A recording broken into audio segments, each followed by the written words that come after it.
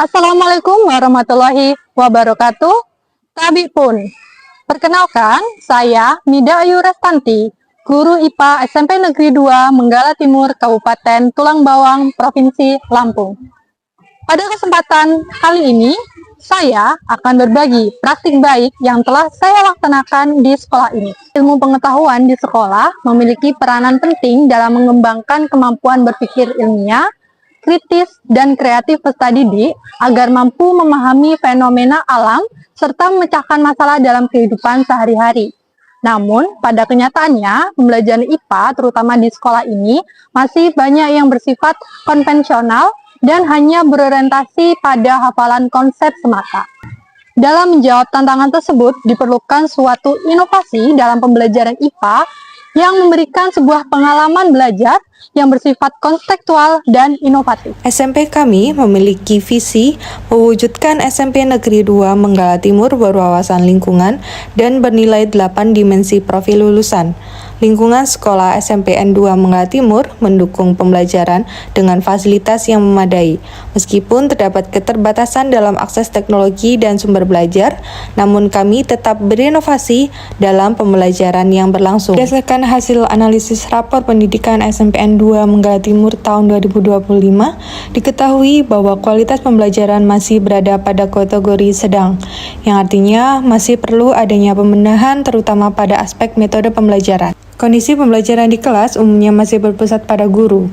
Guru lebih banyak memberikan penjelasan teoritis tanpa banyak memberi ruang bagi siswa untuk bereksperimen, berkolaborasi secara mandiri. Tantangan dalam praktik baik ini yakni mengintegrasikan konsep abstrak ke dalam proyek STEM tanpa alat laboratorium canggih, siswa dengan literasi rendah, kesulitan menulis laporan, dan kualitas pembelajaran yang sedang membuat siswa kurang termotivasi.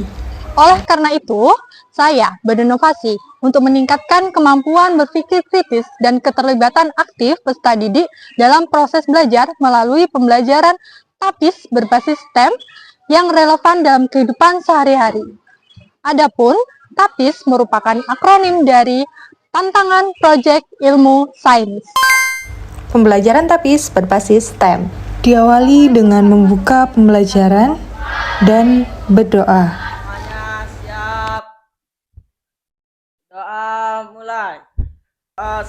Selanjutnya, apersepsi dengan mereview materi pada pembelajaran sebelumnya.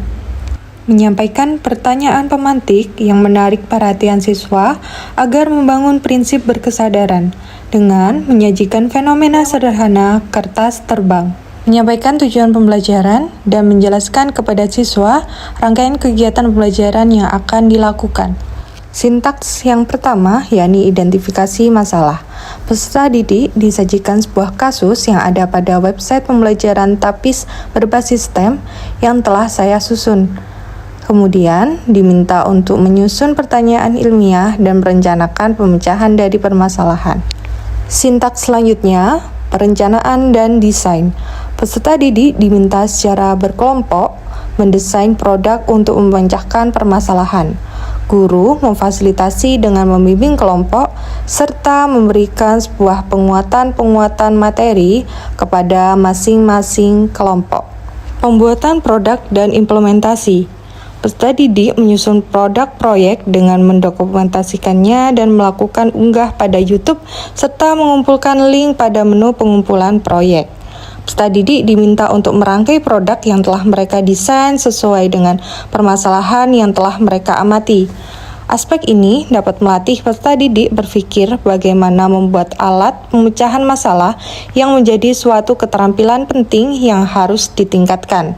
Dari ketiga kelompok diperoleh berbagai macam produk dalam bentuk infografis, produk roket balon udara, dan balon ajaib. Setiap kelompok memberikan penjelasan dan demonstrasi produk yang telah mereka buat, sehingga pemahaman murid akan lebih menyeluruh dan bermakna setelah mendapatkan berbagai pengetahuan baru. Pembelajaran TAPIS berbasis STEM ini memunculkan berbagai keterampilan proses sains. Langkah selanjutnya yaitu melakukan penilaian untuk mengevaluasi proyek yang telah mereka buat.